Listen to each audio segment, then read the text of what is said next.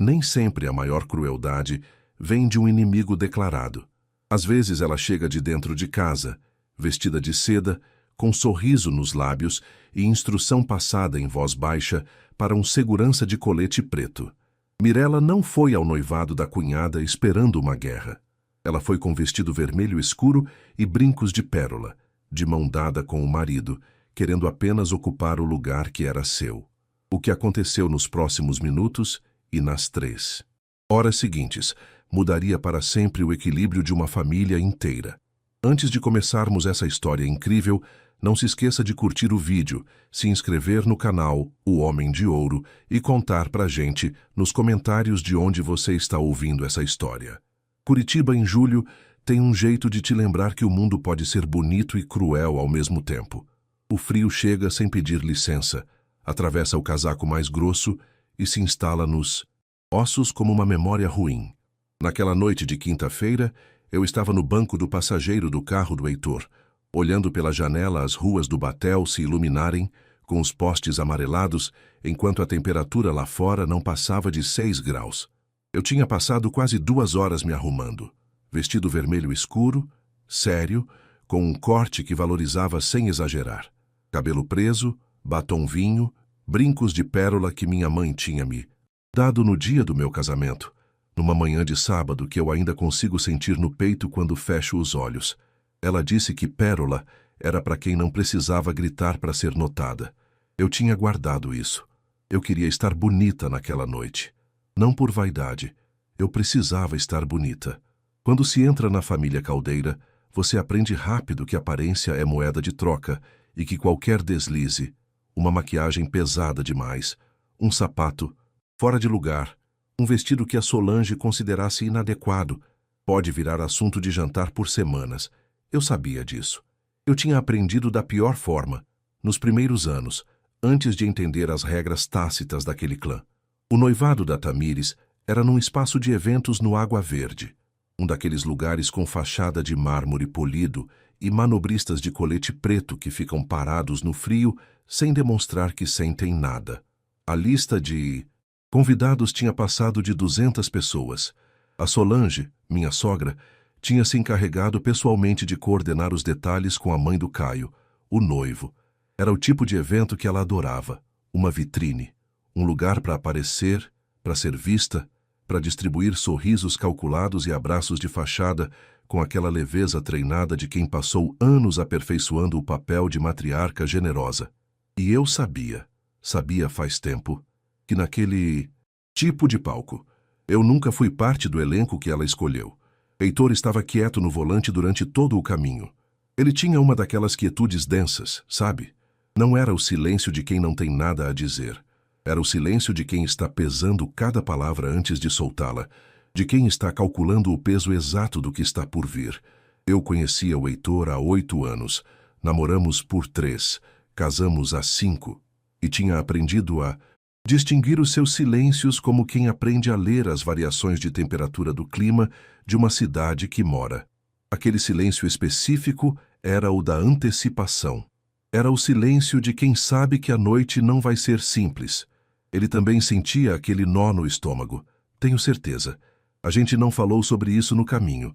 Conversamos sobre uma série que tínhamos começado a assistir na semana anterior, sobre o almoço do domingo seguinte na casa da minha mãe. Sobre coisas pequenas e seguras, o tipo de conversa que serve de escudo quando o coração está pesado demais para carregar assuntos sérios numa viagem de carro. Quando chegamos, o manobrista abriu minha porta e eu saí sentindo o frio cortar meu rosto como uma lâmina fina e precisa. Ajeitei o casaco sobre os ombros, respirei o ar gelado que cheirava levemente a pinho, o típico cheiro do inverno curitibano que eu nunca soube se achava bonito ou sufocante. E esperei o Heitor contornar o carro. Ele pegou minha mão. Isso ele sempre fez. Não importa o que estivesse acontecendo entre a gente ou ao redor da gente. O Heitor pegava minha mão.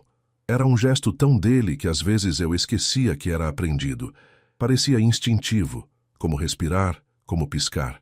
A entrada principal tinha um tapete vinho bordô, arranjos de flores brancas em vasos altíssimos de vidro de cada lado, e uma iluminação quente que transformava tudo naquela tonalidade dourada que faz as pessoas parecerem mais ricas do que são, mais felizes do que se sentem.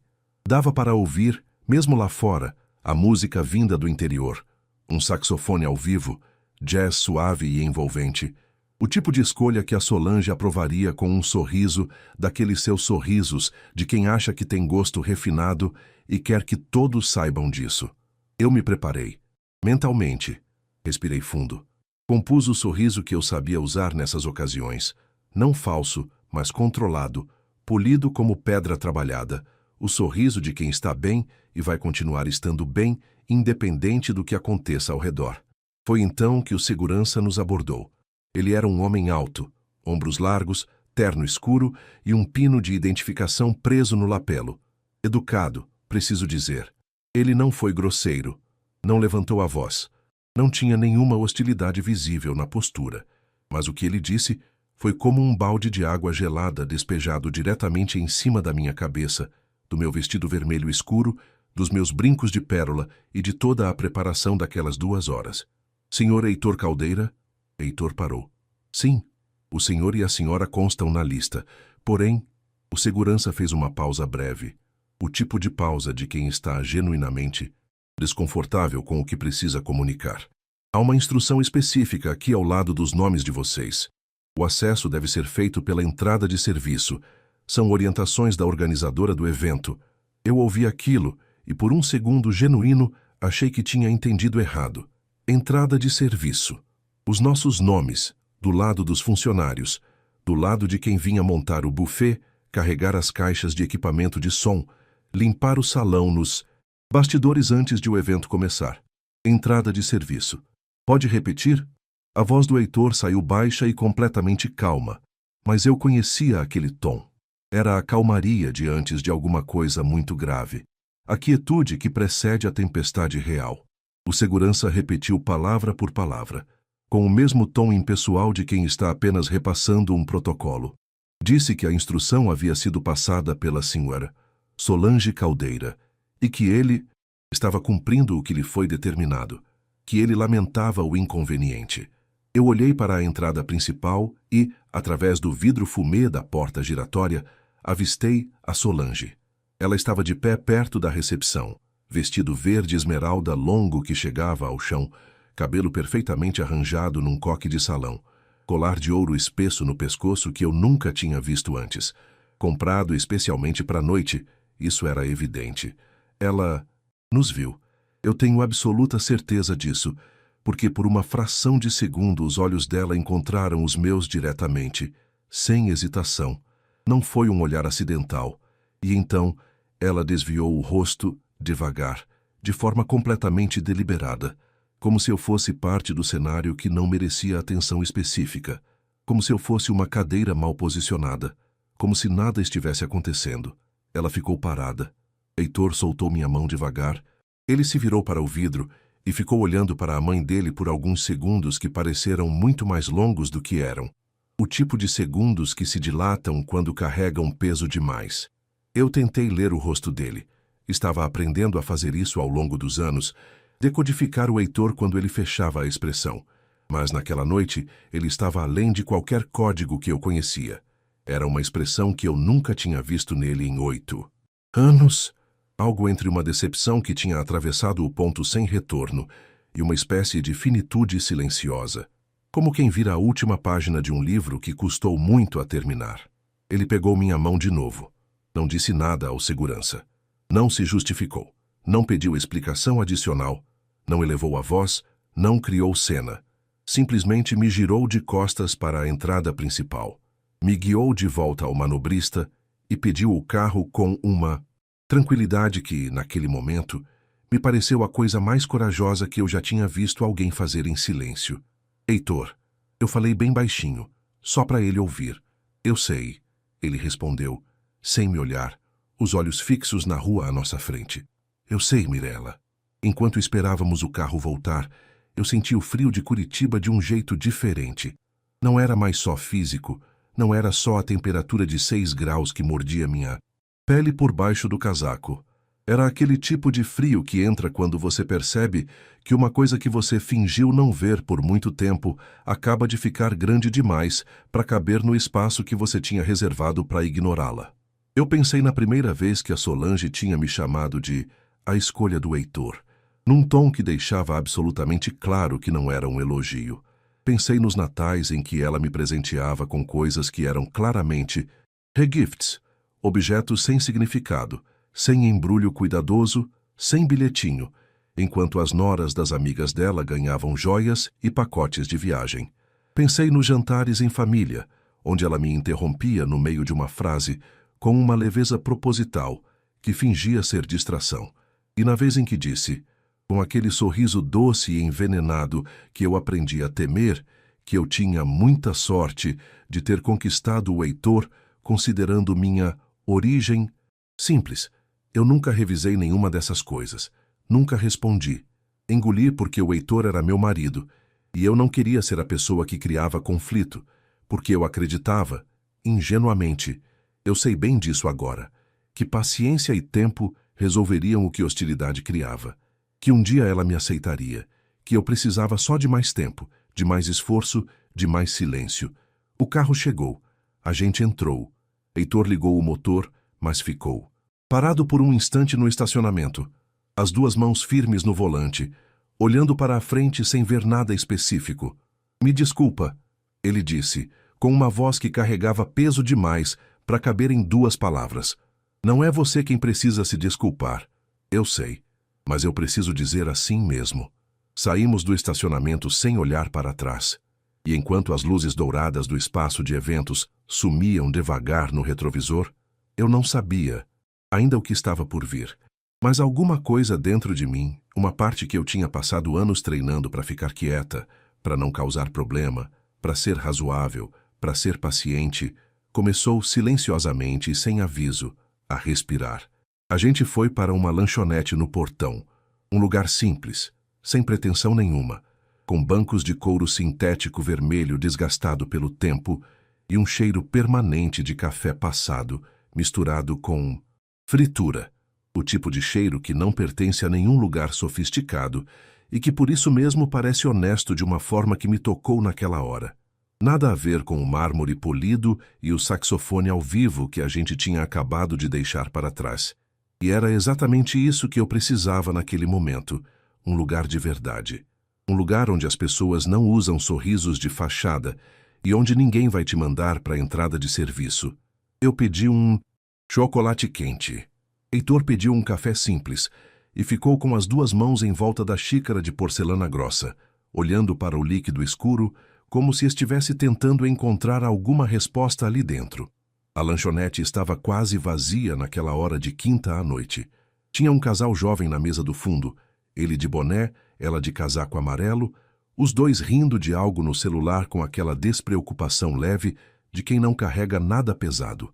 Um senhor de uns 60 e poucos anos sentado sozinho perto da janela, lendo jornal com óculos de aumento, uma caneca de café fumegante ao lado, uma televisão velha no canto da parede transmitindo um jogo de futebol no mudo com a imagem ligeiramente granulada e o placar mostrando um empate sem graça.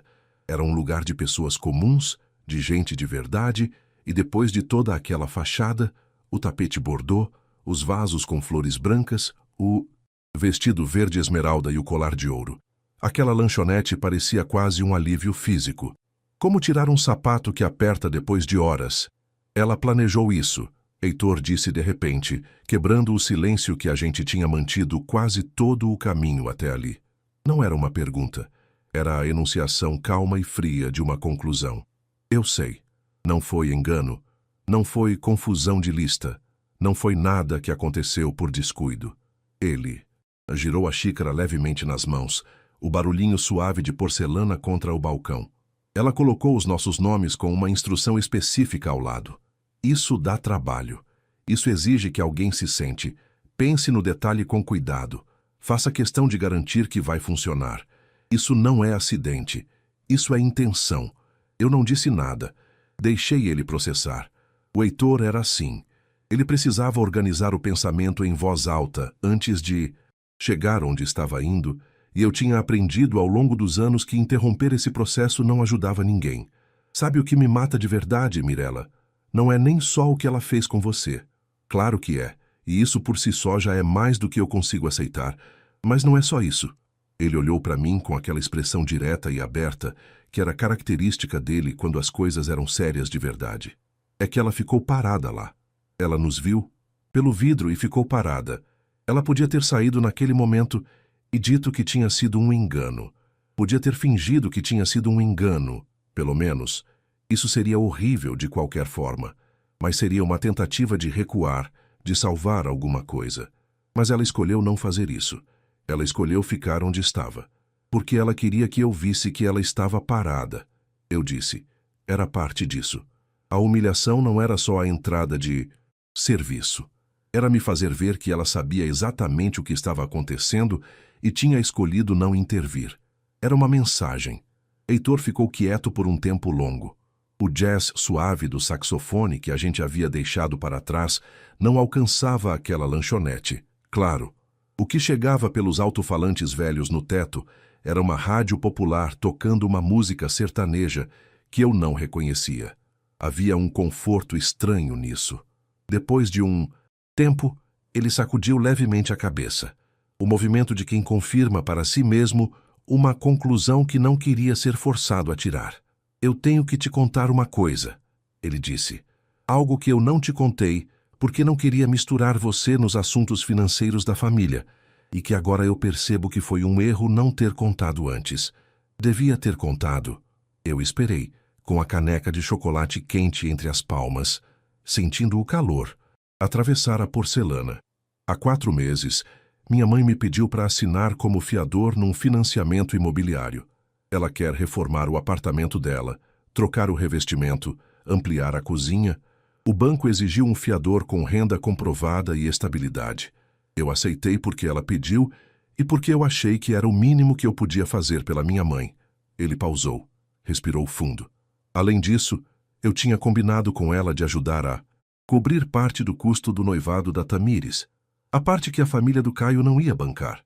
A diferença que ficou em aberto quando o pai do noivo disse que não conseguia honrar o valor total. Eram 12 mil reais. Eu já tinha separado em conta a parte, esperando o momento certo para transferir. Eu processei aquilo devagar. Deixei o número assentar no meu pensamento. 12 mil reais. E, além disso, a fiança do apartamento, que significava responsabilidade legal sobre uma dívida que não era minha, não era do Heitor, mas que carregaria o nome dele se algo desse errado. Quando você assinou a fiança? Perguntei com cuidado. Ainda não assinei. A reunião com o gerente do banco estava marcada para a semana que vem. O silêncio que veio depois daquilo tinha textura própria, quase palpável. Era um silêncio carregado de possibilidades que nenhum de nós dois tinha verbalizado ainda, mas que estavam completamente ali, vivas, pulsando no espaço entre as nossas canecas e o cheiro de café. Heitor, eu disse com cuidado, pesando cada palavra como se pesasse pedras numa balança delicada. O que você quer fazer? Ele me olhou por um longo momento, e eu vi algo mudar nele de um jeito que não foi dramático, não foi explosivo, não teve nada da raiva em ebulição que talvez fosse esperada. Era algo mais silencioso e mais permanente do que raiva. Era uma decisão sendo tomada no nível mais profundo de quem ele era, no nível em que as coisas não se desfazem depois. Eu vou ligar agora para o gerente do banco e pedir o cancelamento do agendamento da semana que vem. Ele disse com uma serenidade que me impressionou genuinamente. E vou mandar mensagem para o Caio informando que os 12 mil não vão mais sair da minha conta. Você tem certeza? Mirella, minha mãe, colocou minha esposa na fila de acesso dos funcionários de serviço. Ele disse aquilo sem raiva, sem elevar a voz um único milímetro, como quem enumera um fato geográfico neutro. Ela fez isso de forma deliberada.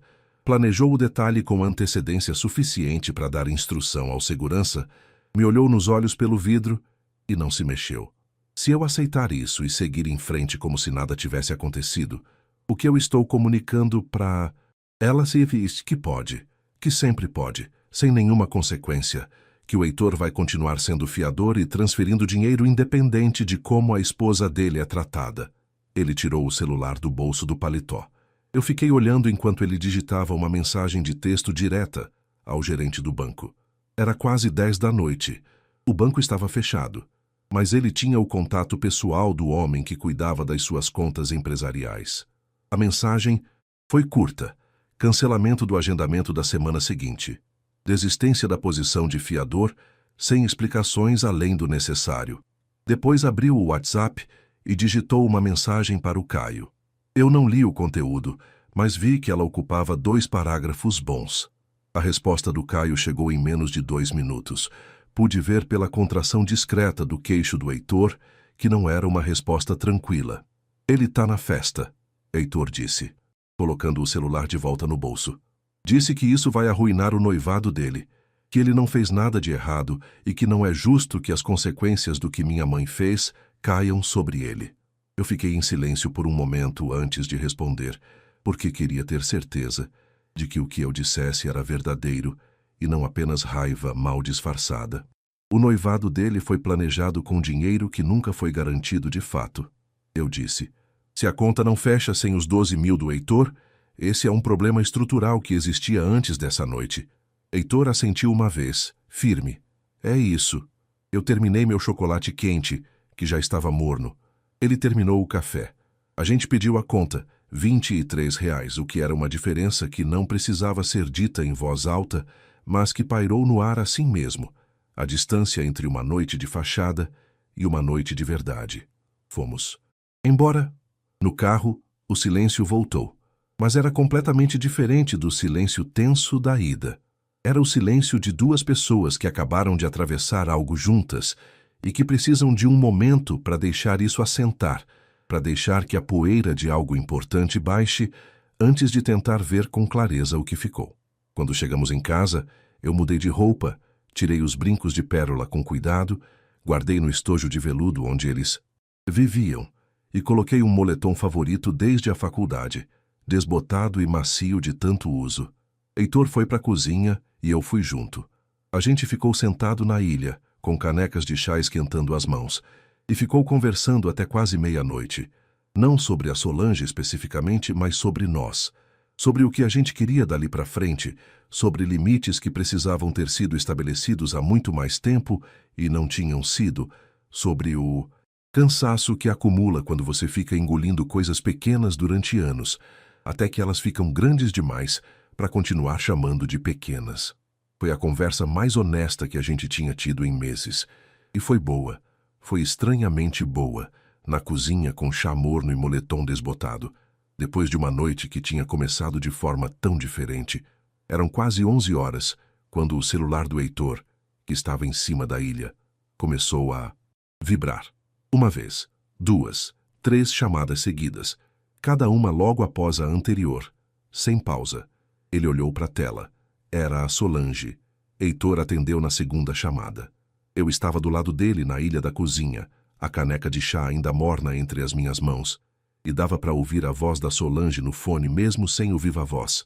Ela não estava falando, ela estava gritando.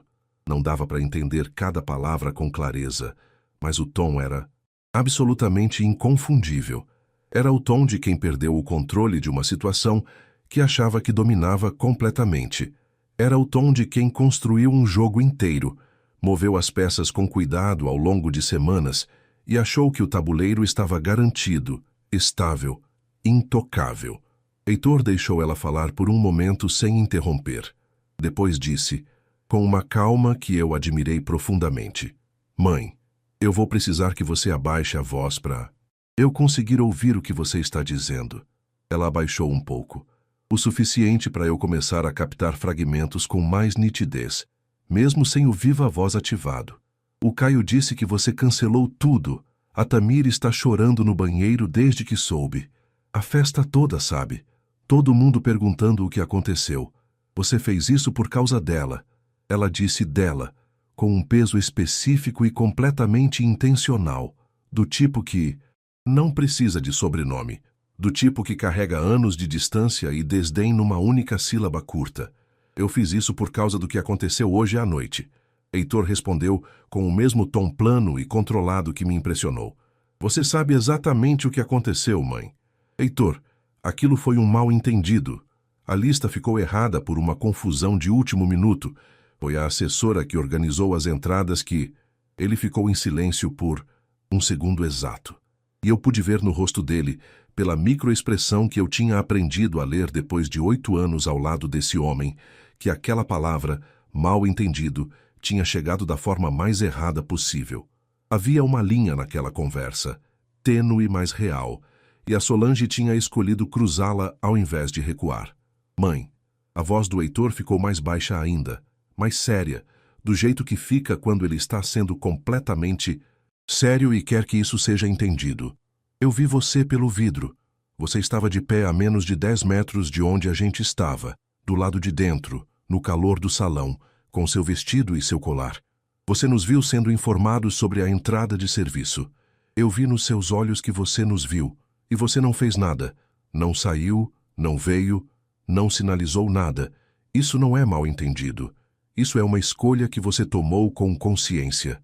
A voz da Solange subiu um tom acima, cortando a linha. Ela falou sobre tudo o que tinha feito pela família durante anos, sobre o noivado da Tamires, que ela tinha organizado com tanto esforço e dedicação, sobre sacrifício, sobre como ela nunca tinha pedido nada em troca de nada. E a voz dela carregava aquela mistura específica de acusação e vitimismo que eu já tinha ouvido antes, não direcionada a mim diretamente, mas a outros, em outros, conflitos que eu tinha testemunhado de longe, nos anos em que fazia parte daquela família. Era uma estratégia que eu reconhecia. Ela sabia usá-la bem. Eu ouvi tudo aquilo de cabeça levemente baixa, os olhos no chá entre as minhas mãos, sentindo a caneca esfriar gradualmente, e senti aquela mistura estranha de cansaço profundo e uma clareza inesperadamente limpa, a clareza que às vezes aparece quando você percebe que uma coisa chegou definitivamente ao fim, que o capítulo está terminando se você quiser ou não, e que o mais honesto que você pode fazer é reconhecer isso.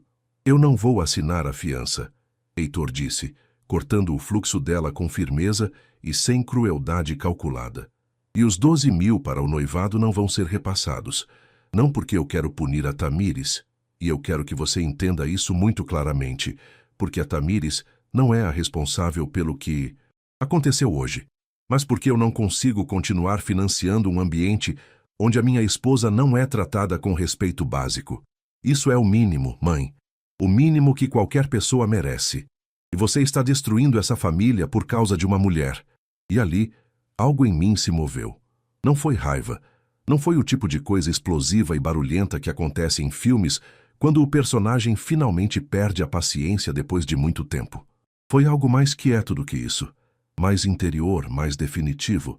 Foi o momento exato em que eu percebi, com uma nitidez quase dolorosa, que durante todos aqueles anos eu tinha tentado ser aceita por alguém que nunca teve intenção real de me aceitar.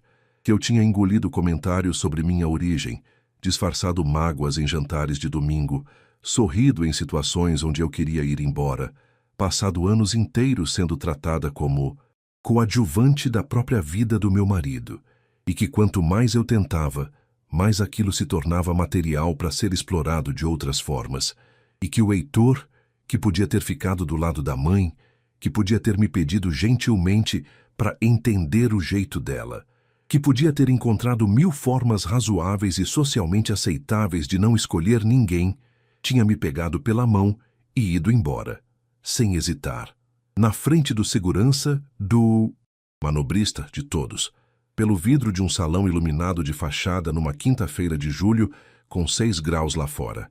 Isso valia mais do que qualquer desagravo público, mais do que qualquer coisa que eu pudesse ter planejado ou desejado.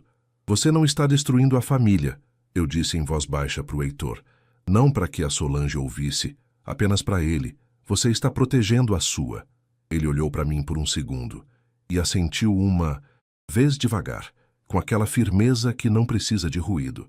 Mãe, ele disse no telefone, com uma voz firme e completamente desprovida de raiva, que era de alguma forma muito mais poderosa do que raiva seria, quando você estiver disposta a ter uma conversa com calma e com respeito pela Mirella.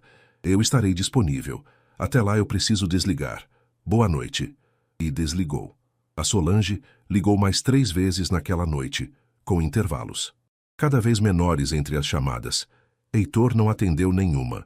A Tamires mandou uma mensagem às 23h15 que misturava acusação e desespero em proporções quase iguais, dizendo que a festa estava constrangida e que o Caio estava transtornado. Heitor respondeu com uma frase: "Quando quiser conversar, pode me ligar." Ela não respondeu mais naquela noite. Nos dias que se seguiram, a história circulou pela família com a velocidade que... Histórias de família sempre circulam. Rápido, com acréscimos, com versões paralelas que ninguém reconhecia como suas. A versão que chegou até nós era que o Heitor tinha perdido a cabeça completamente, por influência. E todo mundo que ouvia aquilo sabia exatamente o que essa palavra queria dizer e a quem se referia sem precisar nomear. Mas o Heitor não entrou em nenhuma narrativa. Não mandou áudio em grupo de família explicando o que tinha acontecido. Não pediu que ninguém escolhesse lado. Não fez discurso nem declaração. Ele manteve o que disse, simples e sem ornamentos. 3 semanas depois do noivado, a Tamires pediu para nos encontrar num café no Batel. Ela veio sozinha, sem a mãe, numa tarde de sábado com o frio ainda firme e o céu daquele cinza fechado típico do inverno curitibano. Chegou com olheiras de quem não tinha dormido bem e uma expressão que eu nunca tinha visto no rosto dela antes, algo entre humildade genuína e vergonha real de quem está olhando para si mesmo sem filtro. Ela pediu desculpas. Não foi elaborado nem perfeito, foi simples e direto. Ela sabia que a mãe tinha exagerado muito. Ela deveria ter intervido e não interveio. E estava arrependida de ter ficado parada. Eu aceitei. Não porque tudo estava resolvido, porque não estava, mas porque a Tamires era uma pessoa separada da Solange e porque guardar rancor de quem reconhece o erro não serve a ninguém. A Solange demorou mais, muito mais, como eu esperava. Ela ligou para o Heitor 2 semanas depois do café, numa ligação mais contida do que as ligações daquela noite, com uma voz que claramente custou algo a ela em termos de orgulho, e disse, pesando as palavras como quem escolhe onde pisar num chão escorregadio, que havia exagerado. Não pediu desculpas, para mim diretamente nessa ligação. Heitor deixou absolutamente claro que esse passo precisava acontecer antes de qualquer normalização. No dia em que ela finalmente me ligou, um sábado de manhã, com a voz tensa de quem está lendo um roteiro que não escreveu com prazer, eu atendi. Deixei ela falar. Quando ela terminou, eu disse que aceitava e que esperava genuinamente que dali para frente as coisas fossem diferentes. Eu não sei se vão ser. Honestamente, não sei. Algumas pessoas mudam porque entenderam alguma coisa fundamental sobre si mesmas. Outras mudam porque perderam uma alavanca e ainda estão calculando como recuperá-la. Eu ainda não sei em qual dessas categorias a Solange vai caber com o tempo, mas aquilo não era mais o problema central da minha vida, e essa percepção em si já era uma vitória silenciosa que ninguém precisava validar. O que eu sabia, com aquela clareza que chegou naquela lanchonete do portão, com cheiro de café e bancos de couro vermelho desgastado, é que aprendi algo naquela noite fria de julho em Curitiba, parada na calçada de um evento de 200 pessoas, sendo mandada para a porta de serviço com meu vestido vermelho escuro e meus brincos de pérola. Dignidade não é algo que outra pessoa pode te devolver depois de tentar tirar. É algo que você escolhe não abrir mão, mesmo quando o custo parece alto demais. O Heitor pegou minha mão e foi embora, sem discurso, sem hesitação. E essa foi a maior declaração de amor que alguém já fez por mim. Algumas coisas não precisam de palavras, precisam apenas de uma pessoa que escolhe você. Na frente de todos, sem vacilar, pelo vidro de um salão dourado numa quinta-feira de julho, com 6 graus lá fora e a música de saxofone sumindo ao longe. Ele me escolheu. E isso mudou tudo. Obrigado por assistir, comente se está no canal O Homem de Ouro. Estão roubando o meu conteúdo. Abraços e até a próxima.